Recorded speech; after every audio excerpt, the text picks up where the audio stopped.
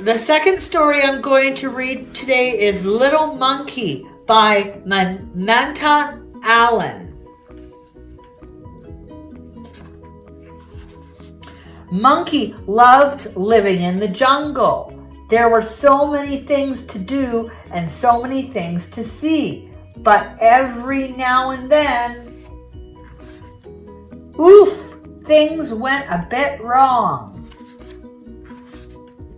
Monkey had a little problem, and the problem was being little. Some days everything was out of reach. Other days it was out of sight. Look! Wow! Things were always too deep, too dangerous, and too difficult for someone so little. No, you can't climb up here. Monkey was fed up with always missing out. So one day she made a decision, a very brave and very big decision. I will climb to the top of the tallest tree. The jungle is not too big for me. You'll see. It wasn't an easy journey, not easy at all. The river was deep and dangerous. The path was often difficult, but Monkey would not give up, and step by step she found her way. Everywhere Monkey looked, she noticed little things, and the little things did amazing things. Now it's my turn, she said. So Monkey began to count. 1, 2, 3. Who's 2, little now? Not me. Soon, Monkey had reached the very bottom of the tallest tree in the jungle. This will be fun, she said, and she began to climb. Climbing higher. Up she went. And higher, right to the very top. The world below looked so little and so beautiful. Finally, Monkey could see everything, including the rest of her troop. They look very exciting to see me. It must be time to go, thought Monkey, and she swung down from the tallest tree, feeling very pleased and very proud. Monkey did love living in the jungle. Now, more than ever before, I may be small, but I'm very brave, she said. And very lucky, said the rest of the troop. Little Monkey knew they were right, because the smaller you are, the larger your adventures can be. But best of all, the bigger the hugs feel. The end. The last story, can I go? Yeah, sure thing. Okay. The last story I'm going to read is Ladybug Girl by David Soman.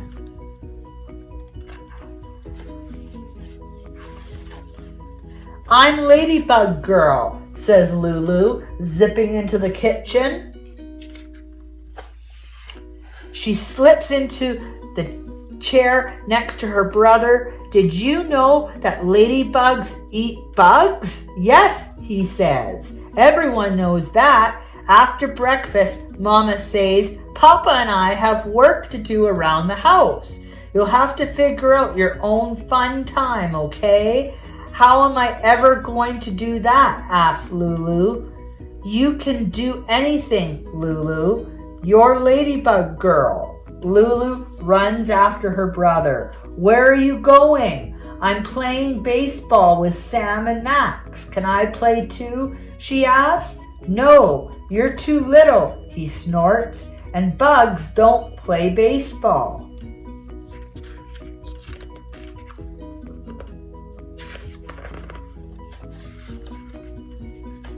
With a sigh, Lulu wanders through the house. Bingo follows. There's nothing to do. In the living room, there's a wall of books. Lulu can't read yet, but she knows her letters. She finds a lot of L's, more than 59, she thinks. Then she waters her avocado plant. She takes out her ruler to measure if it has grown. Some days it doesn't seem to be getting any bigger. When Bingo gives Lulu the look, it's time to go outside. In the backyard, the grass smells sweet and is sparkly with dew. While Bingo snuffles about, Lulu discovers a line of ants marching over a rock. Is that rock in your way, ants? It's much too big for you to move, isn't it? She says. I can help you. I'm Ladybug Girl. Ladybug Girl easily lifts the rock over her head and tosses it aside. Nothing can stop the ants now. Come on, Bingo, she says. Ladybug Girl has things to do. She runs across the yard to the pond. Her brother calls it a puddle, but she knows it's big. So big she can see trees and sky inside the water. There might even be a shark in the deep part. Ladybug Girl jumps in anyway. Her next stop is old crumbly stone wall. It definitely needs her help. She picks up the fallen rocks and puts them back on top. Now the wall is bigger and better than before.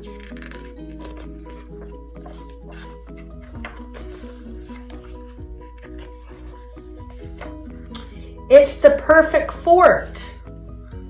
Even the top-led over tree at the back of the yard can't stop her. Its roots look like angry snakes, but Ladybug Girl skips all the way down its trunk, not falling even once. She jumps down and lands with a bow. Ta-da! She says. Bingo wags his tail. And all of a sudden, Lulu hears the crack of a baseball bat. She whirls around and sees a ball bouncing toward her. Hey, her brother yells. Throw it over here. She picks up the ball and throws it, but somehow it lands near her feet. Please, can I play with you now? She asks when her brother runs over. No, he says. I already told you, you're too little. He grabs the ball and runs back to his game. Lulu glares after him. Lulu lies down, feeling the warm sun on her cheeks. She knows she isn't too little. She thinks of the 59 letter L's she found and how she saved the ants. She wasn't afraid of the shark at all. She built the perfect fort and she balanced across the whole tree without falling all by herself. From out of nowhere, a gust of wind swirls the air with leaves. She jumps up to chase them. Ladybug Girl can catch leaves in midair. Ladybug Girl is definitely not little, she yells in the wind. Lulu runs up the hill to the apple tree and lifts herself onto a branch. She can see her brother and his friends playing baseball and hears them arguing. It doesn't really look like that much fun after all, not the kind of fun Ladybug Girl has. She holds her thumb and index finger a bit apart and squints through them. She can fit her brother and all of his friends between those two fingers. I'm not little, she says. You're little.